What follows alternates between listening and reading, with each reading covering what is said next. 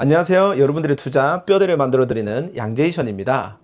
대출이자 빼고 월세 순수익 500만 원을 만들려면 자본금 얼마가 필요할까요? 5억? 7억? 저는 경매를 활용해서 자본금 1억 2천만 원으로 순월세 500만 원을 세팅했습니다. 90% 대출을 받고 월세 수익률 40에서 50%를 만든 건데요. 이게 어떻게 가능했는지 제가 직접 겪은 경험을 공유 드릴게요. 자, 그럼 시작합니다. 렛츠고! 그 중에 한 물건인데요. 이거 오피스텔 6개를 한 번에 낙찰받았어요. 이거 서산에 음, 논밭에 있는 오피스텔입니다. 이거 사고 싶습니까? 보면? 안 사고 들어간 싶죠? 사람이 있을.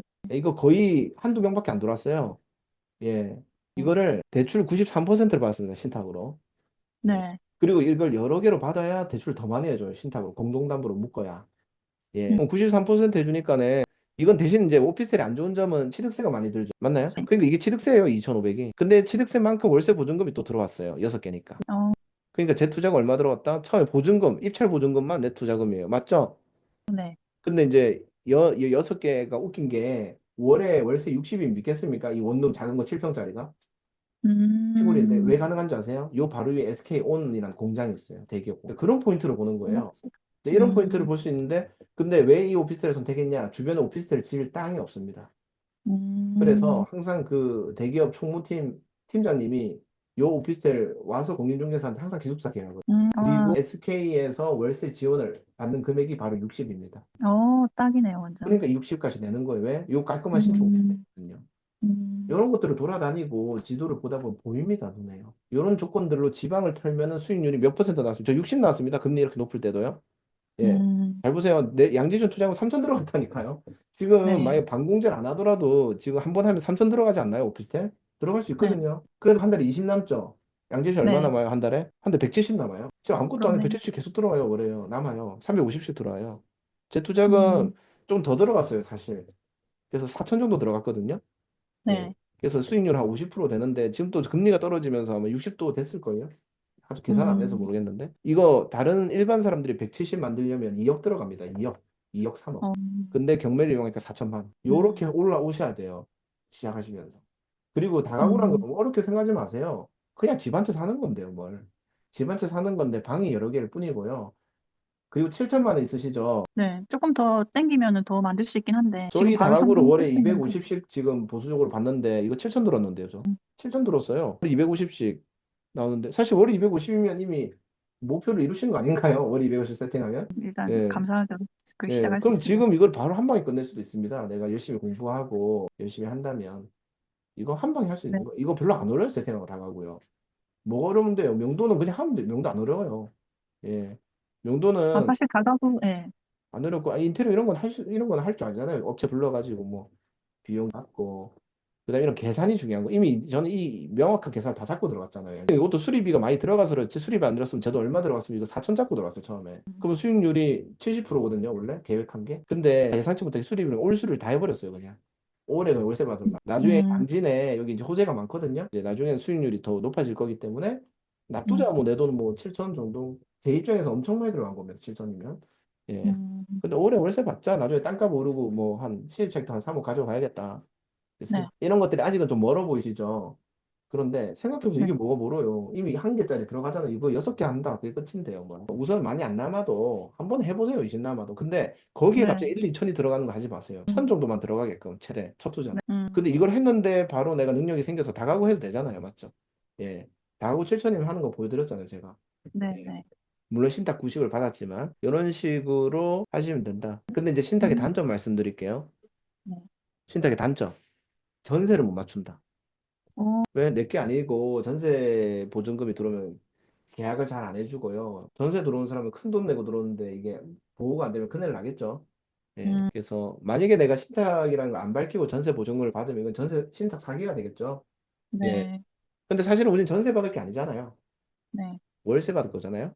네, 중요한 건 뭔지 아세요? 월세도 대항력 없습니다. 신탁 대출은. 음, 그러면 저보고 뭐 월세를 어떻게 받으라는 얘기인데 네, 잘 보세요. 보증은 500이 보호가 안 된다는 거잖아요. 우리 신탁으로. 네, 네, 그럼 이걸 어떻게 해주냐면 보통 현장에서는 300 정도로 깎아줘요. 신탁 물건은요. 음, 이 보증금을 깎아주고 뭐 한 40 이렇게 받는 거예요. 50 이렇게. 음, 이렇게밖에 할 수 없습니다. 신탁 물건은. 왠지 아세요? 이게 보호가 안 되거든요. 음. 그러니까 주택임대차 보호법으로 보호가 안 돼요. 그러면 들어오겠습니까? 월세 세입자들이 안 300이 보호 들어올 안 것 되는데. 같은. 근데 어떻게 하는 거냐면 혹시나 신탁 공매나 이게 경매로 넘어가잖아요. 네. 그때 이거 그냥 까먹으라고 하는 거예요. 까먹어라. 그러면 너 손해볼 거 없지 않느냐. 대신 싸게 들어와 보증금 이렇게 꼬우는 겁니다. 음, 이게 단점입니다. 신탁이요. 두 번째 단점은 음, 팔 때 신탁 등기를 해제해야 될 때 조금 복잡한 프로세스가 팔 때. 예. 근데 아무 문제가 있는 게 아니라 그냥 복잡할 뿐이에요. 서류상으로. 왜? 네. 신탁사한테 서류도 줘야 되고 막 이렇게 해야 되거든요. 네. 그러면 이제 우리 걸 매수한 사람은 잘 모르면 이게 뭔가 사기 같잖아요. 네. 그러니까 이제 이거를 이 프로세스를 이해하는 사람한테 팔아야 되는 거예요. 이게 단점입니다. 네. 그러니까 선택하시는 거예요. 방금 짜증났죠? 이 얘기 들었을 때. 나는 이 신탁 그냥 서류상으로 짜증나는 것 때문에 내 돈 1억으로 200만 원만 받을래. 아니, 나 신탁이 짜증나는 네. 업무를 하고 1억으로 300만 원. 400 받을래. 뭘 네. 선택하겠냐는 거예요. 그거는 음, 디노님의 선택인 거예요. 음. 디노님 선택이에요. 그래도 뭐 대출이 많이 나오는 쪽이 좋으니까 담보신탁 쪽이. 그러면 이게 너무 무섭다고 하면 저는 밀어붙이진 않아요. 그런데 이런 짜잘짜잘한 벽만 넘을 수 있다면 수익률이 두세 배가 되는데 뭐가 더 좋은 거냐는 걸 저는 이제 질문을 드린다는 음, 거죠. 예. 네. 공부를 좀 더 하고 눈을 좀 더 확장해서 많이 봐야 될 것 같아요. 저 혼자 있기 때문에 이게 지금 이거 하려는 게 제 고집대로 하면 되는지 아니면은 좀 어떻게 해야 될지. 근데 다른 쪽으로도 볼 수 있는 방향을 좀 제시해 주신 것 같아서 저도 제가 하려는 것만 보지 않고 더 공부하고 알아봐야 될 것 같습니다. 그러면 물건 종류에 이제 오피스텔만 보는 게 아니라 네. 그래서 도시형 생활주택이라고 들어보셨나요? 네네, 네. 도시형 예. 생활주택도 보고 있어요. 도시형 생활주택이 훨씬 좋은 거예요. 생각해 보세요. 도시형 생활주택은 오피스텔랑 거의 똑같이 생겼고 월세도 똑같잖아요. 네, 근데 취득세가 1이에요. 네, 그러니까 수익률이 엄청 늘어나죠. 도생을 여러 개 하면. 네, 무슨 말인지 알겠죠? 네네, 그러니까 도생도 해야 되고 수익률을 원한다면 오피스텔도 해야 되고 그다음에 뭐, 아파트나 빌라도 할 수 있는 거예요. 그러니까 딱 정해진 게 아닌 거예요. 수익형 부동산이라는 거는. 대신 네, 뭐가 중요해요? 수익률 기준을 수익률, 충족시키는 게 중요하다는 거죠. 네, 수익률 기준을 충족시켜라. 예. 네, 그러면은 내가 볼 수 있는 물건이 많아지는 거고 이제 어떤 분들은 아파트를 10개, 20개 가지고 월세 받는 사람들도 많아요. 네, 예. 그렇게 갈 수도 음, 있고. 그래서 네, 수익형 부동산에 눈을 좀 확장시키면 이제 할 게 많아지지 않겠나. 그리고 꼭 네, 광역시나 좋은 지역만 하는 게 아니라 지방에서 알짜 공실이 잘 안 나는 것들을 조사를 통해서 알아내고 하면 훨씬 수익률이 커지더라. 네, 수익률 기준이 안 나오면 내가 다른 전략으로 할 수 있나? 다른 전략 안 할 거면 그 물건 하면 안 되는 거죠. 예. 네, 네, 내 방향이 안 네, 맞는 물건인 거니까. 그런 식으로 물건 검색하는 걸 오늘 배운 걸로 좀 네, 고민을 많이 해보십시오. 예. 네, 이게 제일 감사합니다. 중요합니다. 그다음부터 월세 공실률 조사, 월세 수익률 조사는 그건 별로 어려운 게 아니잖아요. 맞죠? 네, 그러니까 이 네, 투자 방향과 나의 기준, 대출, 이게 제일 중요한 겁니다. 그거를 잘 생각하시고 하면 실수하지 않는 수익형 부동산 투자가 되겠습니다. 네, 감사합니다. 짧은 시간 내에 많은 걸 들여야 돼서 저도 어쩔 수 없이 좀 어려웠어요. 왜냐면 수익형 음, 부동산이 어려워요. 월세 음. 받는 게. 근데 저는 이렇게 대출에 대해서 오늘 되게 많이 말씀해 주셨는데 이게 대출에 되게 이렇게 집중을 해야 되는지는 생각을 안 하고 있었거든요. 어느 정도 뭐 80% 나오겠지 뭐 이렇게 생각을 하고 거기서 계산을 했었는데 그런 부분도 좀 다시 공부하게 되는 것 같아요. 그렇죠. 대출에 대해서 집중을 많이 해야 됩니다. 대출에 따라서 내가 한 개 살 거 같은 돈으로 5개까지 살 수 있습니다. 네, 그 이해하셨죠? 오늘 숫자적으로 보여드렸죠?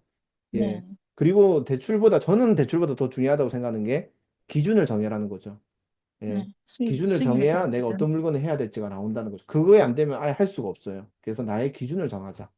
네, 예. 그리고 남들은 그럼 이런 물건들이 어느 정도 기준으로 낙찰되는지를 아는 것도 중요한데 그것도 복기를 많이 하자. 아, 음, 이 사람은 이렇게 대출 받았을 시 이 정도의 월세 수익률 세팅으로 낙찰을 이 정도 금액으로 받았구나. 맞죠? 항상 계산을 하면서. 그러면 이제 머릿속에 나오는 거예요. 아, 이런 물건 하면 85%, 80% 대출을 받으면 이 정도 수익률이 나오네. 아, 이 정도 물건은 이 정도의 수익률이 나오는구나. 이렇게 낙찰을 받으면 이거를 네, 복귀하면서 숫자적으로 계속 기준을 잡아 나가야 돼요. 음, 음, 저는 이게 제일 중요하다고 생각해요. 수익형 부동산에서. 왜? 돈 벌려고 하는 거니까. 맞아요. 맞죠? 그 다음에 이 수익률이 정확하게 나오려면 현장 가서 뭘 조사해야 된다? 공실 리스크가 있는지를 철저하게 조사한다. 왜? 이 숫자라는 것도 공실이 안 났을 때 숫자니까요. 맞죠? 네. 아무리 숫자가 잘 나와도 현장 조사 갔을 때 공실이 생길 것 같다? 절대 들어가면 안 되죠. 그럼 만약에 공실이 한 그동안 2년 정도 있었다. 2년 정도 있는 공실인데 지금 경매로 나온 물건은 접근해도 괜찮을까요?